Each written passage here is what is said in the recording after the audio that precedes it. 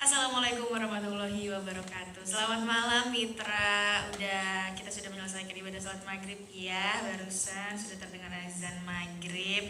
Kalau udah begitu berarti pasti ketemunya lagi sama Ustadz kita yang satu ini. Selamat malam. Belum malam ya Ustadz ya? Udah malam belum? Selamat sore ya berarti ya.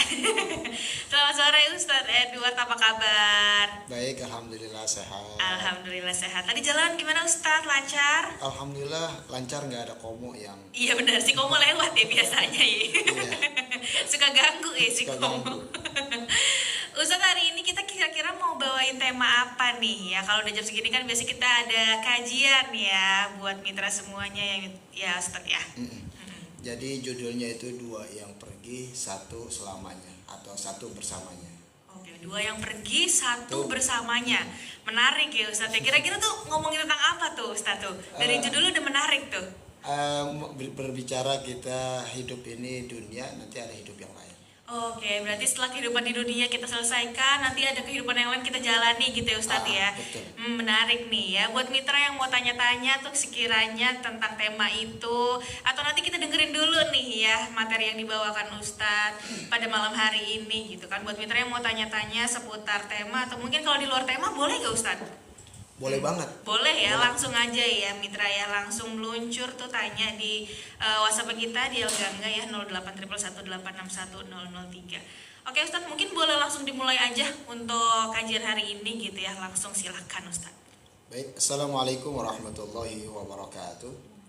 Waalaikumsalam warahmatullahi wabarakatuh. Alhamdulillahi rabbil alamin. Allahumma salli ala Sayyidina Muhammad wa ala ali Sayyidina Muhammad. Rabbi israh li sadri wa yassir li amri wahlul 'uqdatam min lisani yafqahu qawli. Hasbunallahu wa ni'mal wakil, ni'mal maula wa ni'mal nasir, la haula wa la quwwata illa billahil aliyyil azim. Amma ba'du. Mitra Al-Gangga di mana saja Anda berada, semoga Allah berikan sehat wal afiat, panjang umur, berkah selamat dunia akhirat. Segala doanya, harapannya, juga cita-citanya semoga Allah ijabah, dan mudah-mudahan zahir batinnya diberikan kebahagiaan juga keberkahan dari Allah Subhanahu wa taala. Di studio ada Kak Dela dan Kak Claudia. Mudah-mudahan mereka beserta keluarga besarnya juga diberikan sehat wal afiat, panjang umur, berkah selamat dunia akhirat. Segala doa-doanya, harapannya juga cita-citanya semoga Allah ijabah, dan mudah-mudahan juga zahir batinnya dunia akhirat ya Allah berikan kebahagiaan dan juga keberkahan dari Allah Subhanahu wa taala. Baik mitra, hari ini judulnya itu dua yang pergi, satu bersamanya. Dari syarah kitab Riyadhus Shalihin, hadis nomor 104. Dari Anas radhiyallahu an, bahwasanya Rasulullah sallallahu alaihi wasallam bersabda, yatba'ul mayyita thalathatun fayarji'u isnani wa yabqa ma'ahu wahidun yatba'uhu ahluhu wa maluhu wa amaluhu fayarji'u ahluhu wa maluhu wa yabqa amaluhu. Artinya, yang mengikuti mayit itu ada tiga hal. Yang pertama keluarga, yang kedua harta benda, dan yang ketiga amal perbuatannya. Kemudian dua di antaranya kembali pulang. Dan hanya satu yang tetap ikut bersamanya. Keluarga dan harta bendanya kembali pulang ke rumah. Sedangkan amal perbuatannya tetap berada bersamanya. Hadis muttafaqun alaih. Hadis yang diriwayatkan oleh Imam Bukhari di dalam kitab Riyadhus Shalihin, yang mana dalam kitab Riyadhus Shalihin benar, yang mana Nabi SAW mengajarkan bahwa ada tiga amal atau tiga perbuatan yang mengikuti, yang menghantarkan kepada seorang mayit ke dalam yang lahatnya. Tapi ada dua hal, yang mana dua hal itu akan kembali, dan satu hal yang akan menemani. Kandungan hadis tersebut perintah untuk mengerjakan apa yang akan tetap menyertai manusia, yaitu amal soleh agar dia menjadi sahabat yang menemaninya di dalam kubur. Ketika orang-orang yang mengantarkannya sudah kembali pulang dan meninggalkannya sendirian. Manfaat hakiki yang dapat diambil oleh mayit adalah amal perbuatannya. Oleh karena itu hendaknya dia menyedekahkan harta yang dia milikinya, sebab harta yang ditinggalkannya akan menjadi hak milik ahli warisnya. Demikian juga keluarga, kesedihan, kedukaan mereka sama sekali tidak memberi manfaat kecuali bagi mereka yang mau memanjatkan doa yang baik untuknya. Jadi nasihat ini adalah nasihat untuk kita yang masih hidup, bukan nasihat untuk seorang mayit yang sudah wafat, yang sudah mati. Kita yang masih hidup sedikit merenung bahwasanya di dalam kubur itu butuh teman. Temannya apa? Yaitu amal perbuatan kita. Ketahuilah, bahkan Mitra El Gangga sangat mengetahui walaupun sama-sama kita belum mengalami hidup di alam kubur. Mengetahuinya apa? Di dalam kubur sendirian, pertama. Yang kedua sempit. Yang ketiga itu gelap. Yang keempat adalah dihuni binatang-binatang buas yang akan menggerogoti jasad kita. Lalu apakah kita berani dalam kuburan sendiri? Maaf, 1000 maaf. Kita dalam kamar aja dalam keadaan gelap, walaupun kamar kita luas, mungkin sejam, 2 jam, 3 jam, mungkin kita masih berani. Tapi kalau udah 2 hari, 3 hari dalam rumah, kita merasa nggak ada yang menolong kita, tidak ada yang bisa menemani kita, maka yang terjadi kepanikan pada diri kita. Apalagi kita di dalam kubur, yang jelas kita tidak akan pernah keluar lagi, karena pada syariatnya kuburan itu digali untuk diuruk, untuk ditutup kembali.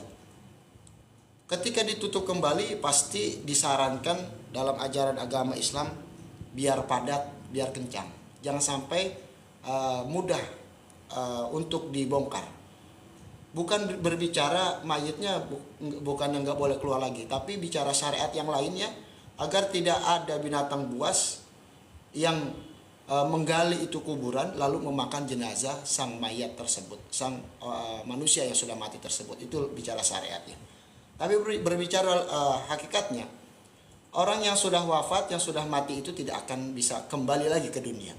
Karena apabila ada yang bisa kembali ke dunia, walaupun banyak permintaan dari seseorang, dari manusia yang sudah wafat ingin kembali ke dunia. Apa yang mereka inginkan kembali ke dunia?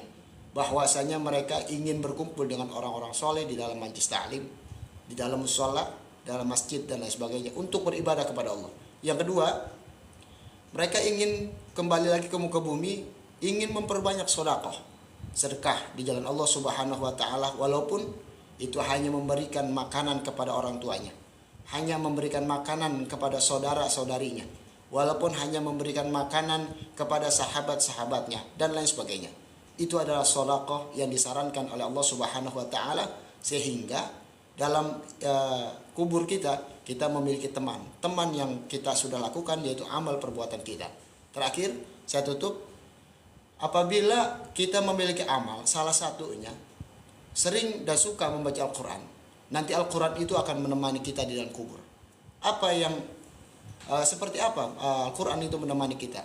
Berwujud seperti halnya manusia, memiliki kepala, memiliki tangan, dan lain sebagainya. Seperti manusia, tetapi berbedanya apa? Beliau itu nur atau cahaya dari Allah Subhanahu wa taala. Beliau Al-Quran itu akan berwujud seperti manusia. Apabila kita melihat, bisa saja seperti manusia yang tampan dan cantik, tapi tidak memiliki jenis kelamin. Kita lihat, kita nggak kenal, tapi Al-Quran sangat kenal kita.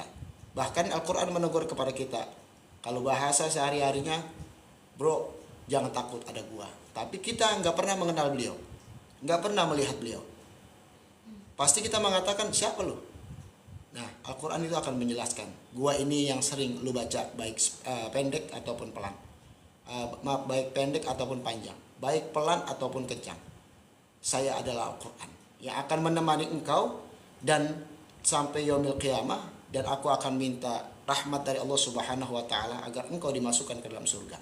Jadi di dalam Al-Qur'an kita ada yang nemani, yaitu Al-Qur'an yang sering menenangi kita. Karena dalam hakikatnya ketika sudah dikubur, sudah dipendam, orang yang mengantarkan kuburan mayat kita ini sudah diantarkan, habis itu pulang. Setelah itu ruh kita dikembalikan lagi oleh Allah Subhanahu wa taala. Di dalam kuburan ruh itu kembali, kita baru menyadari bahwa kita sudah wafat. Sebelumnya kita tidak menyadari. Sebelumnya kita hanya menyangka bahwa ini adalah mimpi buruk. Ternyata ini adalah kenyataan, kematian telah datang kepada kita. Dan dalam kubur sendirian pasti dalam keadaan panik. Dan kita meraba daripada diri kita. Kita hanya dibalut dengan kain kafan. Dan tidak ada baju yang lain. Kita punya HP bagus, tidak kita bawa. Kita punya mobil, punya motor, punya yang lainnya tidak pernah kita bawa. Bahkan kita punya pasangan yang begitu setia, begitu mencintai kita, tidak kita akan bawa. Maka yang kita bawa adalah amal perbuatan kita. Kesimpulannya, mari kita siapkan amal perbuatan kita. Jangan pernah menanyakan perbuatan yang besar atau yang kecil, tapi lakukan sedikit, kecil, tapi ikhlas kepada Allah Subhanahu wa taala. Semoga itu Allah memberikan kemudahan kepada kita sehingga alam kubur kita menjadi taman surganya Allah Subhanahu wa taala. Wallahu a'lam bishawab. Oke, terima kasih banyak Ustadz atas kajiannya pada malam hari ini ya. Tadi judulnya 2 yang pergi, 1 yang bersamamu. Kita ngomongin tentang apa yang kita bawa ketika nanti kita sudah meninggal gitu ya Ustadz ya, gitu sudah menjadi mayit gitu kan. Ternyata cuma 1 yang kita bawa, itu amal perbuatan kita gitu. Betul. Kalau boleh Neng Dila tanya nih ya. Sebagai manusia yang masih hidup gitu kan ya, gak dipungkiri kita kadang masih mikirin dunia juga gitu. Betul. Kan ya, benar ya kita manusiawi, kita kadang masih kepikiran untuk ngejar dunia gitu, tapi sebenarnya yang harus kita kejar itu adalah akhiratnya gitu kan ya. So, gimana sih biar kita tuh imbang gitu, kita ngejar akhirat juga tapi dunia juga nggak ketinggalan, biar kita bisa, maksudnya kita kan juga pasti mikirin mungkin ya Ustadznya kayak mikirin hidup ke depannya gimana gitu kan, pasti kalau nggak dikejar gimana juga gitu. Makan besok bagaimana? Betul, itu kan juga jadi pikiran kita juga setiap hari gitu kan ya. Itu gimana tuh Ustadz kira-kira biar kita bisa imbang gitu, kita juga biar kita nggak lupa untuk fokusnya tuh ternyata harusnya kita ngejar akhirat gitu, bukan cuma di dunia aja gitu. Baik, apabila ada seseorang yang mengatakan bahwa kita hanya fokus kepada akhirat, itu salah. Ya, jadi kita imbang. Sebagaimana dalam agama Islam diajarkan, hiduplah kamu untuk duniamu seakan-akan kamu matinya masih lama. Nah, hiduplah untuk akhiratmu seakan-akan matinya besok. Jadi imbang tuh. Maksudnya gini, ketika kita mengejar dunia, kejar dunia, tapi jangan menjadi budak dunia. Budak dunia itu apa sih? Yang tidak menjadi budak dunia aja. Kadela ini dari rumah berangkat kerja, udah jangan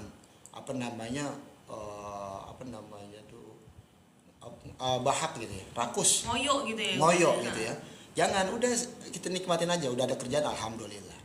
Berarti kita nggak usah kesana kemana lagi nih, gak usah dibawa panik. Dunia itu, hidup itu jadi bawa panik. Kalau udah ada kerjaan alhamdulillah, kecuali belum ada kerjaan, ayo semangat. Belum ada kerjaan pun kita cari kan, nasihatnya seperti itu.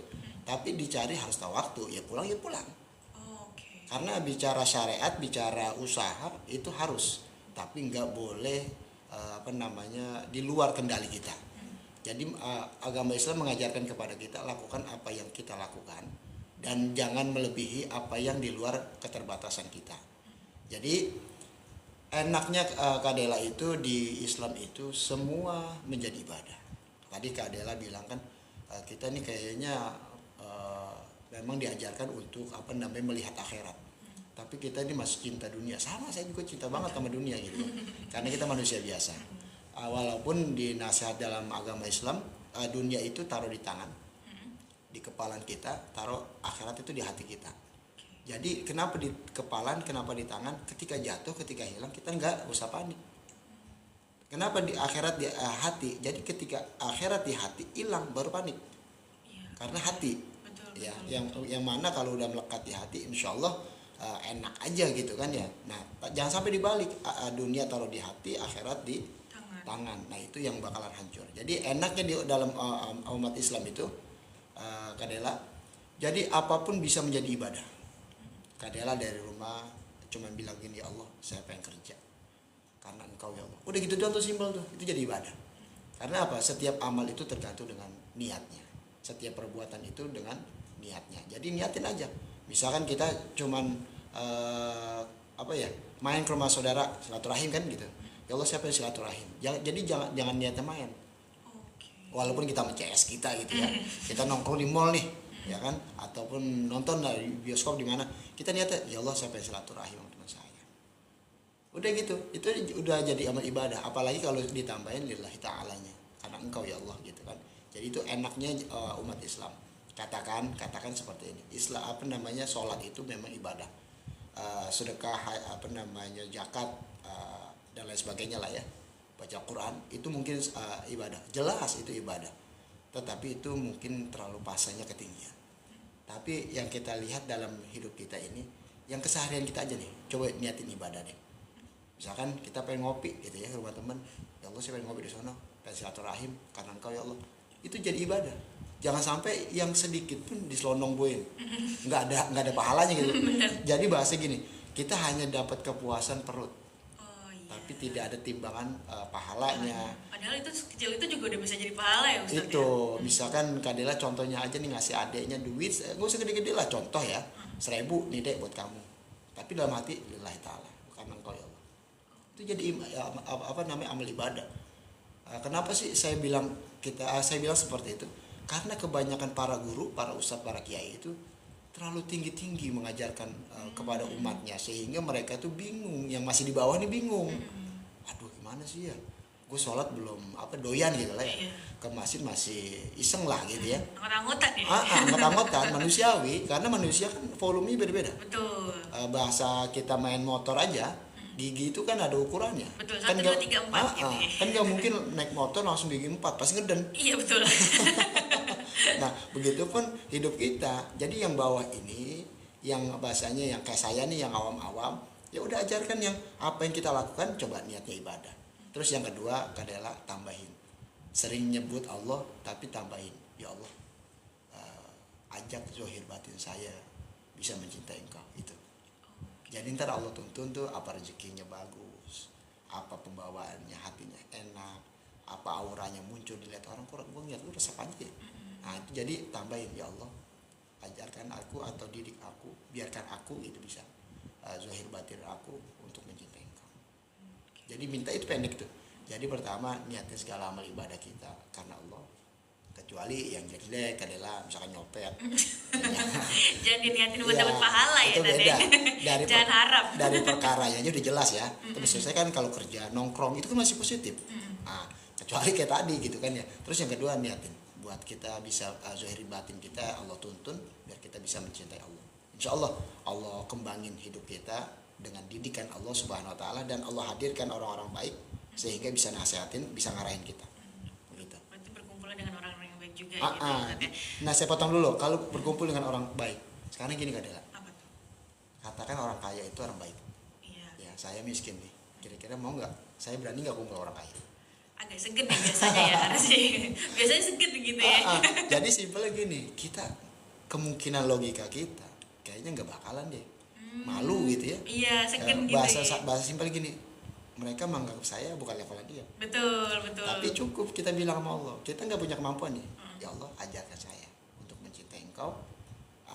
Ajarkan hati, zohir dan batin saya untuk mencintai engkau. Ntar Allah temuin tuh.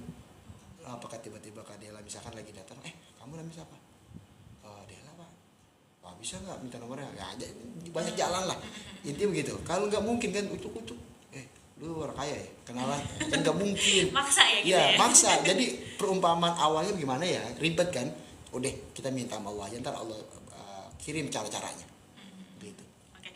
Berarti tadi dari pertanyaan yang antara imbang gitu antara dunia dan akhirat, berarti tadi salah satunya juga bersyukur ya Ustadz ya, atas kerjaan atau atas sesuatu yang udah kita punya. Betul. Gitu ya. Jangan ngoyo, jangan muluk-muluk mintanya, yang ada ya udah dijalanin. Jangan gitu, begini. Seperti ini doang gajian. Kurang ya gitu ya. Kurang nih. Ataupun bahasanya, gue malas banget nih punya motor ini nih, pengen yang ini. Udah jalanin aja atu-atu. Syukurin berarti ya, bersyukur nikmatin aja gitu ya. Terus tadi juga niatin semuanya karena Allah. Apakah itu juga Betul. termasuk salah satu yang tadi Ustadz bilang juga ya materinya gitu, ikhlas gitu, ikhlas ibadah kepada Allah. Apakah itu juga termasuk salah satu ikhlas Pasti. ibadah kepada Allah gitu ya Ustadz Pasti. ya? Jadi bersyukur, ikhlas, sabar itu adalah nanti proses pendidikan Allah Subhanahu Wa Taala. Kenapa saya nggak sebutin tadi itu ya? Karena kita kalau bicara nggak usah ikhlas, nggak usah sabar lah ya, bersyukur aja. Kadang-kadang kita lupa. Terus yang kedua kadang-kadang kita masih perhitungan. Nah makanya kita bilang, ya Allah ajarkan aku mencintai Engkau. Nah biar Allah ntar, jadi bahasa simpel gini, Kak Dela kan punya orang tua pasti. Misalkan Kak Dela lagi puyeng apa, pasti orang tua yang rangkul, yang Paling nenangin. dekat soalnya. Yang nenangin tuh. Pasti kita akan semangat lagi, Betul. akan tahu arah lagi, apalagi dipeluknya sama Allah. Nah simpelnya gitu logikanya. Jadi mungkin syukurnya, ikhlasnya, sabaran nanti kita akan berjumpa sendiri. Yang paling terpenting kita minta kepada Allah biar kita dicintai, dicintai Allah Subhanahu Wa Taala zahir batin kita. Nanti Allah yang nuntun lah. Betul. Dekatkan diri kepada Allah maka Allah akan membantu kita ya Nah Ustadz ya. gitu. Betul. Ada saya tambahin lagi. Ada sabda Rasulullah Sallallahu Alaihi Wasallam. Man arafa nafsahu faqad arafa rabbahu. Siapa orang yang kenal sama dirinya maka dia mengenali Tuhannya. Oke, betul. Orang terlalu banyak kenal dengan Tuhannya, mengenal Tuhannya, tapi lupa sama dirinya. Kenapa saya katakan gitu? Sedangkan Rasulullah mengajarkan kenalin diri lu dulu, baru lu kenal Allah, gitu ya. Simpel. Kenapa kita mengenal diri kita? Pasti kenal Tuhan. Karena kita mengenal Allah itu, mengenal Tuhan itu terlalu cepat. Main giginya gigi 3, kan begitu ya? Langsung. Gigi 1 dulu, gitu ya, ataupun starter dulu, gitu ya. Kita lihat, ya Allah, saya namanya Edward, punya bapak, punya emak, kan begitu ya. Saya harus ngapain ya? Sekolah udah, kuliah udah, kan gitu ya. Terus jadi kan ada tataan, ada logika yang bekerja sehingga nanti ada ukuran begini. Saya di muka bumi ini ngapain ya? Iya, betul. Nah, habis dari muka bumi ini mau kemana ya? Kira-kira bagaimana? Nah ini. Jadi ketika itulah baru, ketika kita menjalani hidup mentok sana sini mentok, iya kita baru sadar kita adalah punya Allah. Tapi jangan langsung, ya Allah bagi duit. Ya Allah angkat derajat saya. Sedangkan dia nggak pernah menghargai dirinya. Oke. Jadi hargain diri kita dulu, bukan dulu sih ya sebenarnya, awali dengan menghargai diri kita, nanti kita akan mengenal Tuhan kita, pasti kita bisa menghargai Tuhan kita. Berarti bertahap ya Ustadz ya, mulai dari diri sendiri ya. Betul. Pada akhirnya gitu. Betul. Oke, aku punya pertanyaan lagi. Boleh. Nih ya. Tadi kan sempat disebut juga gitu untuk orang yang udah meninggal gitu. Mereka tuh nggak bawa apa-apa gitu. Yang mereka bawa adalah amalan amalan dari dirinya sendiri juga pada masa hidupnya gitu kan. Termasuk keluarganya, duka-duka keluarganya, tangisan-tangisan keluarganya juga tadi Ustadz bilang ya itu nggak bisa membawa juga gitu kan, kecuali mereka orang yang berduka yang berdoa ya kan, yang betul. memanjatkan doa. Betul. Sebenarnya yang bisa kita lakuin sebagai orang yang masih ada di dunia gitu ya, untuk mendoakan mungkin keluarga atau mungkin kerabat kita yang udah mendahului kita gitu, sebenarnya itu amalan yang seperti apa atau doa-doa yang seperti apa yang harus kita panjatkan kepada mereka gitu untuk membantu mereka gitu ya, tanda kutip ya Ustadz ya, gitu gimana? Jadi pertama kita bermain logika lagi, analogi. Jadi orang yang sudah wafat itu bagaikan dia berada di tengah laut, Kadela. Kita kasih duit 100 miliar, mau nggak dia? Nggak bisa juga ya Kata nyelamatin dia dia buat dari apa? tengah laut ya. Apa gitu ya? Kita kasih misalkan nasi padang gitu ya. Nasi padang, kata dia buat apa? Basah juga ujung-ujungnya. Ini bicara logika ya. Pasti yang kita minim-minim itu kita kasih ban. Setidaknya dia bertahan hidup ya. Bertahan hidup. Syukur-syukur kita kirimin perahu ataupun kapal yang luar biasa gedenya gitu ya. Ini logika. Maksudnya apa? Jadi orang yang mati itu, orang yang sudah wafat itu, dia kita banyak orang dulu. Mungkin Kadela di kampungan kita sama banyak tuh. Naruh di rumah, di ruangan, bapak lu doyan banget kopi pahit. Oh iya. Ini buat apa? Buat jin. Bener ya, padahal orangnya juga udah nggak ada ya Ustadz ya, bener. Nyak baba kita tuh nggak bakalan minum tuh kopi. Cara gimana? Iya, orang udah nggak ada juga ya. Nah, jadi makanan dia tuh apa? Doa. Jadi kalau kita kirim doa, minimal gini. Kan ada orang, saya pengen berdoa, cuman nggak bisa bahasa Arabnya. Lupa ya. Kalau agama Islam itu agama simpel. tapi jangan simpel-simpelin gitu ya. Kalau bisa mah belajar gitu ya. Minim-minim gini, ya Allah, saya punya orang tua sudah wafat, Fulan bin Fulan namanya, ampunin dosanya ya Allah. Udah gitu doang tuh. Apakah itu enggak doa? Doa gitu. Apalagi kalau dia ditambah suratul Fatihah, masa sih gitu ya, ilok, abong gitu kan, Fatihah kagak bisa. Ya makrotnya salah atau tidak salah itu nomor 2, yang penting mau dulu. Yang penting niatnya juga ya. Gitu. Jadi proses sama niat niat sama proses itu harus imbang. Bismillahirrahmanirrahim. Alhamdulillahirabbil alamin. Fatihah itu bisa alhamdulillah. Udah pertama. Yang kedua, pelan-pelan. Demi orang yang kita cintai, kita belajar susunan adabnya, syarat rukun daripada doa itu apa sih? Sering kita kasih tahu. Pertama istighfar, berapa tuh? Terserah gitu ya. Tapi lazimnya biasanya orang tuh 3. Terus tambahin hamdalah. Hamdalah nggak bisa tuh. Yang pendek aja. Pernah nggak ngucap alhamdulillah? Oh pernah alhamdulillah. Nah itu. Jadi astagfirullahaladzim, alhamdulillahirabbil alamin. 2. Yang ketiga sholawat. Sholawatnya nggak bisa saya, cuman yang pendek doang. Bagaimana? Sallallahu ala Muhammad. Boleh. Habis itu baru kita munajat, ya Allah, sehatkan zahir batin saya. Nah ini saya tambahin. Kita sering mendoakan urusan kita biar duit banyak, kerjaan lancar, ya enggak? Betul. Terus ataupun pengen jodoh, tapi lupa sama doain zahir batin. Itulah yang banyak di TikTok yang viral, cek kodam, cek aura. Padahal gampang gak Dela, biar aura kita bagus tuh gampang. Gak usah ngomongin kodam ya, gak usah ngomongin kodam. Kodam itu buat apa sih? Gak ada manfaatnya. Gitu. Yang kita mah udah yang hati kita, zahir batin kita, di bawah Allah senang juga udah enak gitu ya. Pasti ya kodam tuh ngikut. Ya, simple. Kenapa sih kita dilihat orang tuh kok pembawaannya gak enak gitu, berarti aura kita. Orang terlalu sibuk luar kita, skincare lah, sabun muka lah apa, tapi lupa sama muka batiniah kita atau muka ruh kita. Caranya gimana? Coba gini aja simpel. Ya Allah, saya kirimkan Fatihah buat zohir dan batin saya. Itu niatnya. Al-Fatihah. Udah seringin aja. Apalagi bahasa Arab bisa. Ya udah itu beda gitu. Yang biasa aja boleh gitu, apalagi yang bisa bahasa Arabnya. Terus ketika kita sudah mendoakan, nah jadi ada teringat sabda Rasulullah SAW. Sesungguhnya apabila manusia meninggal, semua amal terputus kan Dela? Iya. Kecuali 3. Iya. 1 ilmu yang bermanfaat, yang kedua sedekah jariyah, yang ketiga adalah anak anak yang soleh. Ya. Anak saya bangsat semua. Kan gitu ya. Ada ya mungkin. Ada. Yang satu copet gitu kan. Yang satu begal kan gitu. Serem. Katakan begitu. Tapi saya tanya. Pertama kita bahas yang disebut anak itu bukan hanya anaknya. Siapapun yang pernah merasakan menjadi anak itu doanya dijawab. Contoh Kak Dela merasa doanya nggak dijawab, merasa. Sehingga cerita punya ponakan, tong doain nenek lu. Kan ponakan nih, manggil ke emaknya Kak Dela kan nenek berarti. Betul. Doain nenek lu biar diampunin Allah. Itu kita upaya itu misalkan nih duit 2.000. Ya Allah ampunin dosa nenek. Itu nyampe. Kalau misalkan kita nggak pede sama doa kita nih, nyampe. Itu bicara anak yang nggak hidup, apalagi yang hidup. Nah katakan yang hidup ini kerjaannya seharinya nggak dantak ya. Mungkin paginya dia nyopet gitu kan, terus malamnya dia begal gitu kan, terus sore-sorenya dia ngambil kotak amal gitu kan. Misalkan begitu. Tapi dia punya hati nggak, pertanyaan saya? Pasti dong. Pasti. Nah hati itu nggak bisa ditolak doanya. Minta sama Allah, ya Allah ampunin emak bapak saya, maafin saya dosa masih begini aja, Allah kerjaan saya masih nyopet, masih kotak amal saya jualin gitu kan ya. Itu diterima. Terus apalagi dia punya sedekah jariyah. Orang tua kita nih punya sedekah jariyah. Sedekah jariyah itu simpel aja Kak Dela, punya duit 100.000 anterin ke masjid.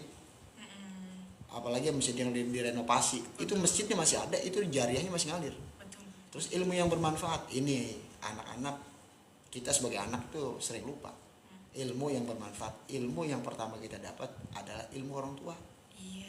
Al-ummu madrasatul ula. Ibu adalah madrasah atau sekolah pertama buat anaknya. Dan ada perkataan yang lain bahwa seorang ayah itu adalah kepala sekolah pertama untuk anaknya. Jadi madrasah nggak bakal ada kalau nggak ada kepala sekolah. Guru nggak bakal ada kalau nggak ada kepala sekolah. Jadi itulah derajat antara ayah dan ibu luar biasanya. Jadi kita yakin betul bahwa ibu kita, bapak kita itu adalah orang yang punya ilmu yang bermanfaat. Contoh minimal kan, Dela itu kan diajarin makan. Betul. Terus apalagi udah gede toh, Neng, pakai sebelah kanan. Iya. Kalau Islam itu ngajarin makannya pakai tangan kanan, gitu ya. Terus minumnya begini, ini doanya apalagi gitu. Satu aja ngajarin cuman, nih makannya pakai tangan kanan, itu adalah ilmu yang bermanfaat dan nggak pernah putus apa pahalanya. Nggak usah muluk-muluk, wah dia bisa baca kitab, Iya. Al-Qurannya sehari apa bolak-balik gitu. Itu fase ya. Kan saya bilang apapun ada levelnya. Level yang paling bawah bukan berarti nggak dapat. Jadi kita hargai orang tua kita.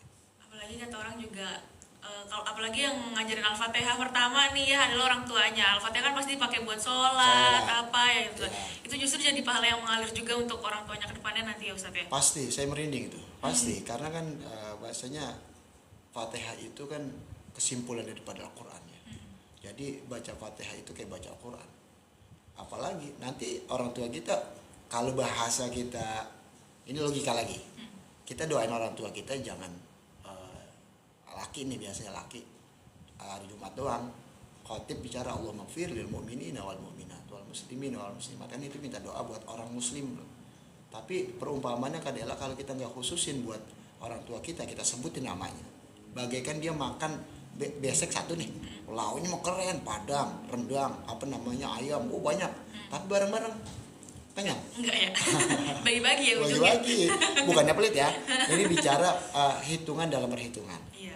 Tapi kerennya gini, ketika anaknya habis sholat Jumat, terus misalkan dia ba'diyah atau apa, ataupun sehari-hari ya, yang dalam waktu yang lain, dia ngangkat tangannya, ya Allah ampunin bapak saya. Itu bagaikan dia dapat makanan satu nampan sendiri. Iya.